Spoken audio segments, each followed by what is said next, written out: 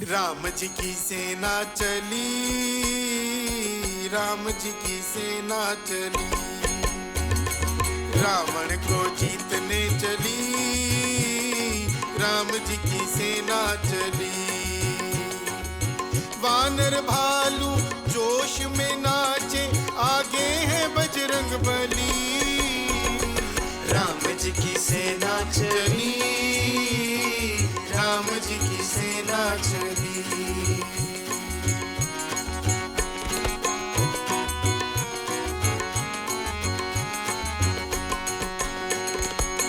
रावण सीता को हर लाया, दुर्भाग्य को गले लगाया, दुर्भाग्य को गले लगाया।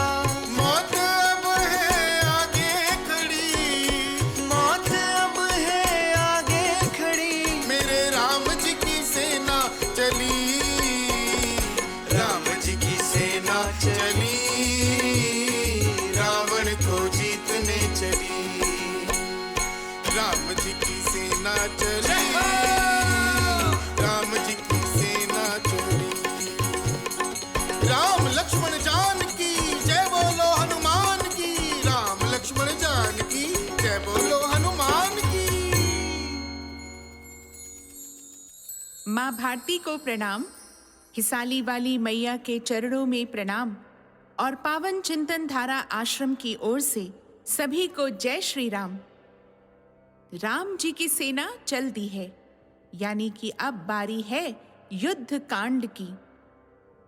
शत्रु तो हर संभव चाल चलता ही है, पर युद्ध में विजयी वही होता है जो बुद्धि, बल, पराक्रम, धैर्य, उत्साह और धर्म का साथ नहीं छोड़ता।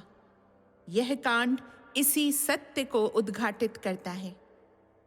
तो हम सब भी बनते हैं श्री राम की सेना के सैनिक और सुनते हैं युद्ध कांड।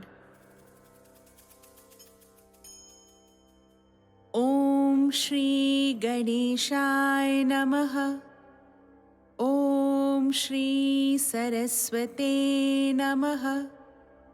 ओम श्री हनुमते नमः। ओम श्री गुरुवे नमः। श्री सियावर राम शरणागतम्। श्री सीताराम चंद्राभ्याम नमः। श्रीमद् वाल्मीकि रामायण युद्ध कांड 65वां सर्ग।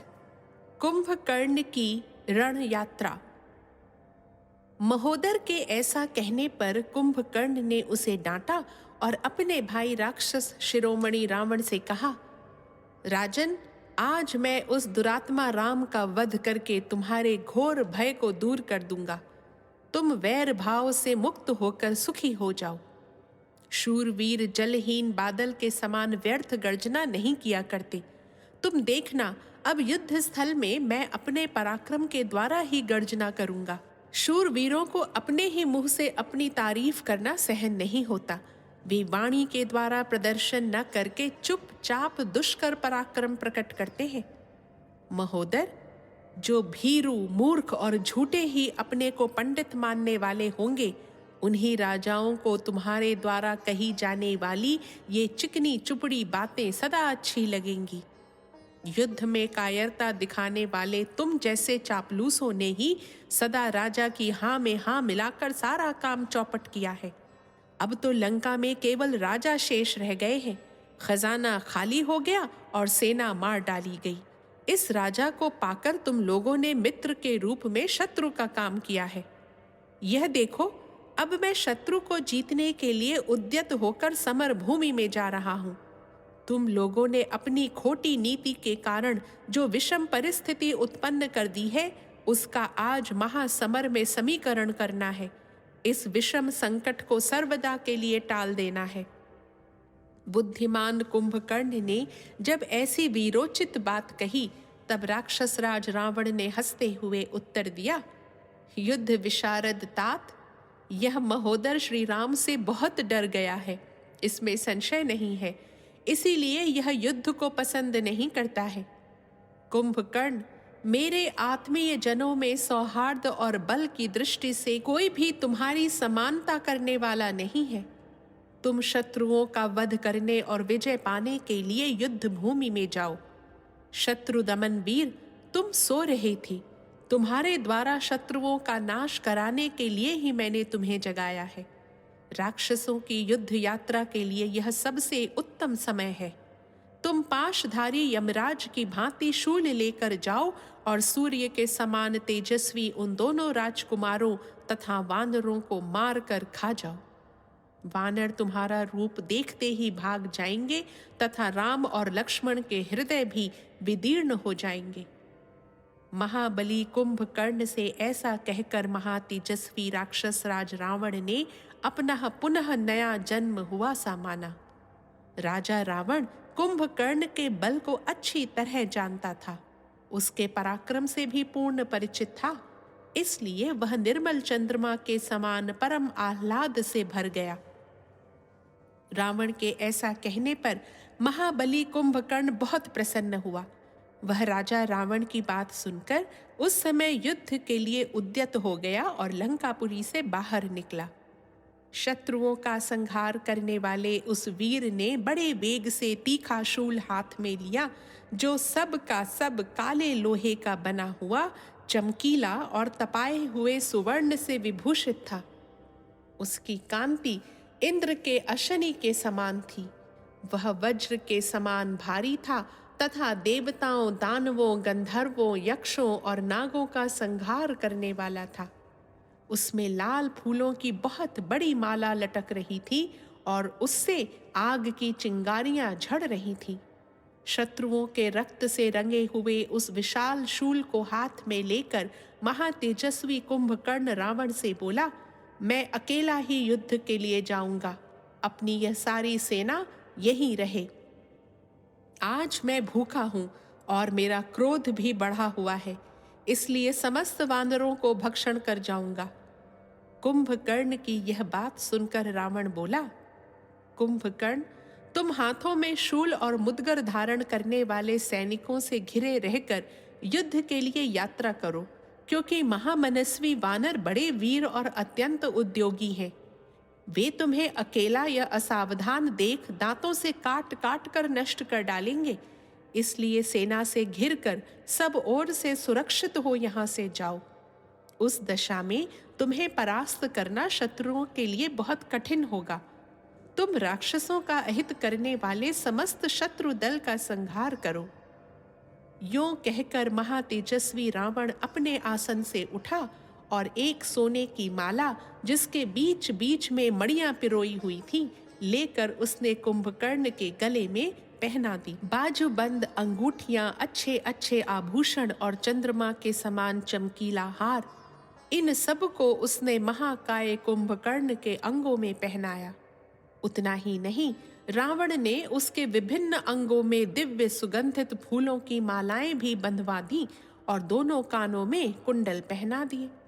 सोने के अंगद, केयूर और पदक आदि आभूषणों से भूषित तथा घड़े के समान विशाल कानों वाला कुंभकर्ण घी की उत्तम आहुति पाकर प्रज्वलित हुई अग्नि के समान प्रकाशित हो उठा।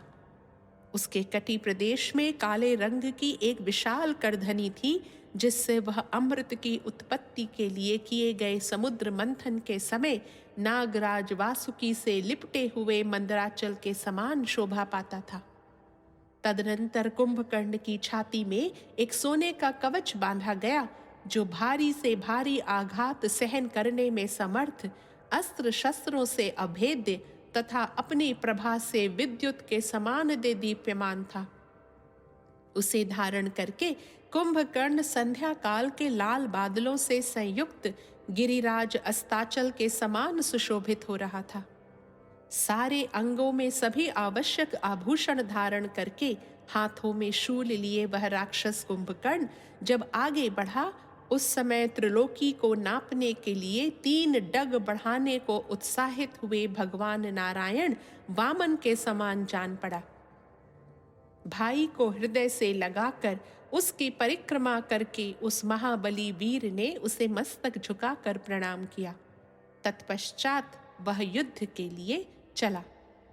उस समय रावण ने उत्तम आशीर्वाद देकर श्रेष्ठ आयुधों से सुसज्जित सेनाओं के साथ उसे युद्ध के लिए विदा किया।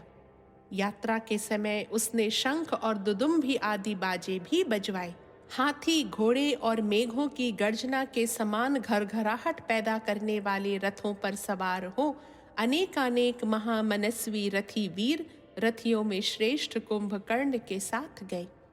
कितने ही राक्षस सांप, ऊंट, गधे, सिंह, हाथी, मृग और पक्षियों पर सवार होकर उस भयंकर महाबली कुंभकर्ण के पीछे पीछे गए। उस समय उसके ऊपर फूलों की वर्षा हो रही थी। सिर पर श्वेत छत्र तना हुआ था और उसने हाथ में तीखा त्रिशूल ले रखा था। इस प्रकार देवताओं और दानवों का शत्रु तथा रक्त की गंध से मतवाला कुंभकर्ण, जो स्वाभाविक मद से भी उन्मत्त हो रहा था, युद्ध के लिए निकला। उसके साथ बहुत से पैदल राक्षस भी गए, जो बड़े बलवान, जोर जोर से गर्जना करने वाले, भीषण नेत्रधारी और भयानक रूप वाले थे। उन सब के हाथों में नाना प्रकार के अस्त्र शस्त्र थे। उनके नेत्र रोष से लाल हो रहे थे। वे सभी कई व्याम ऊंचे और काले कोयले के ढेर की भांति काले थे। उन्होंने अपने हाथों में शूल, तलवार, तीखी धार वाले फरसे, भिंदीपाल, परिघ, गदा, मूसल, बड़े बड़े ताड़ के वृक्षों के तने और जिन्हें कोई काट न सके ऐसी गुलेलें ले रखी थीं। तदनंतर महातेजस्वी महाबली कुंभकर्ण ने बड़ा उग्र रूप धारण किया, जिसे देखने पर भय मालूम होता था। ऐसा रूप धारण करके वह युद्ध के लिए चल पड़ा। उस समय वह 600 धनुष के बराबर विस्तृत और 100 धनुष के बराबर ऊंचा हो गया। उसकी आंखें 2 गाड़ी के पहियों के समान जान पड़ती थीं। वह विशाल पर्वत के समान भयंकर दिखाई देता था। पहले तो उसने राक्षस सेना की व्यूह रचना की, फिर दावानल से दग्ध हुए पर्वत के समान महाकाय कुंभकर्ण अपना विशाल मुख फैलाकर अट्टहास करता हुआ इस प्रकार बोला, राक्षसों, जैसे आग पतंगों को जलाती है, उसी प्रकार मैं भी कुपित होकर आज प्रधान प्रधान वानरों के एक एक झुंड को भस्म कर डालूंगा। यूं तो वन में विचरने वाले बेचारे वानर स्वेच्छा से मेरा कोई अपराध नहीं कर रहे हैं, अतः वे वध के योग्य नहीं हैं। वानरों की जाति तो हम जैसे लोगों के नगरोद्यान का आभूषण है। वास्तव में लंकापुरी पर घेरा डालने के प्रधान कारण है लक्ष्मण सहित राम। अतः सबसे पहले मैं उन्हीं को युद्ध में मारूंगा। उनके मारे जाने पर सारी वानर सेना स्वतः मरी हुई सी हो जाएगी। कुंभकर्ण के ऐसा कहने पर राक्षसों ने समुद्र को कंपित सा करते हुए बड़ी भयानक गर्जना की। बुद्धिमान राक्षस कुंभकर्ण के रणभूमि की ओर पैर बढ़ाते ही चारों ओर घोर अपशकुन होने लगे। गधों के समान भूरे रंग वाले बादल घिर आए, साथ ही उल्कापात हुआ और बिजलियां गिरी। समुद्र और वनों सहित सारी पृथ्वी कांपने लगी। भयानक गीदड़ियां मुंह से आग उगलती हुई अमंगल सूचक बोली बोलने लगी। पक्षी मंडल बांधकर उसकी दक्षिणावर्त परिक्रमा करने लगे। रास्ते में चलते समय कुंभकर्ण के शूल पर गीध आ बैठा। उसकी बाईं आंख फड़कने लगी और बाईं भुजा कंपित होने लगी। फिर उसी समय जलती हुई उल्का भयंकर आवाज के साथ गिरी। सूर्य की प्रभा क्षीण हो गई और हवा इतने वेग से चल रही थी कि सुखद नहीं जान पड़ती थी। इस प्रकार रोंगटे खड़े कर देने वाले बहुत से बड़े बड़े उत्पात प्रकट हुए, किंतु उनकी कुछ भी परवाह न करके काल की शक्ति से प्रेरित हुआ कुंभकर्ण युद्ध के लिए निकल पड़ा। वह पर्वत के समान ऊंचा था। उसने लंका की चहार दीवारी को दोनों पैरों से लांघ कर देखा कि वानरों की अद्भुत सेना मेघों की घनीभूत घटा के समान छा रही है। उस पर्वताकार श्रेष्ठ राक्षस को देखते ही समस्त वानर हवा से उड़ाए गए बादलों के समान तत्काल संपूर्ण दिशाओं में भाग चले। छिन्न भिन्न हुए बादलों के समूह की भांति उस अतिशय प्रचंड वानर वाहिनी को संपूर्ण दिशाओं में भागती देख मेघों के समान काला कुंभकर्ण बड़े हर्ष के साथ सजल जलधर के सदृश गंभीर स्वर में बारंबार गर्जना करने लगा। आकाश में जैसी मेघों की गर्जना होती है, उसी के समान उस राक्षस का घोर सिंहनाद सुनकर बहुत से वानर जड़ से कटे हुए साल वृक्षों के समान पृथ्वी पर गिर पड़े। महाकाय कुंभकर्ण ने शूल की ही भांति अपने एक हाथ में विशाल परिघ भी ले रखा था। वह वानर समूहों को अत्यंत घोर भय प्रदान करता हुआ प्रलय काल में संहार के साधन भूत काल दंडों से युक्त भगवान काल रुद्र के समान शत्रुओं का विनाश करने के लिए पुरी से बाहर निकला। इस प्रकार श्री वाल्मीकि निर्मित आर्ष रामायण आदि काव्य के युद्ध कांड में 65वां सर्ग पूरा हुआ। रामो राजमणिः सदा विजयते, रामं रमेशं भजे। रामेणाभिहता निशाचरचमू, रामाय तस्मै नमः।